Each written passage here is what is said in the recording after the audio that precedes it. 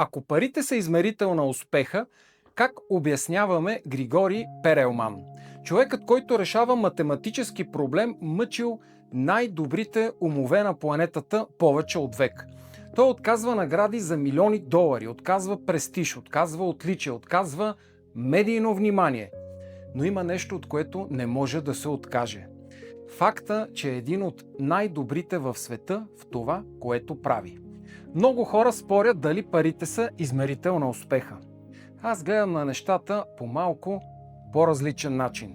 Когато станеш изключително добър в нещо, парите започват да те търсят. Можеш да ги приемеш, можеш да ги откажеш, да ги подариш, да избягаш от тях, но те пак чукат на вратата ти. Точно това се случва с Григорий. Той не е човек, който е натрупал богатство. Той е човек, който многократно е отказвал богатство. Има огромна разлика. Перелман не е успешен заради парите. Перелман е успешен, защото стойността, която е създал, вече е призната от света. Точно затова създадох Благоев Community.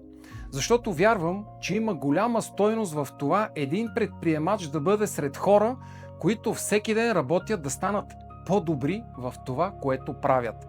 Това е общност, в която предприемачи обменят идеи, създават партньорства, намират клиенти, обсъждат реални бизнес ситуации и развиват своите умения.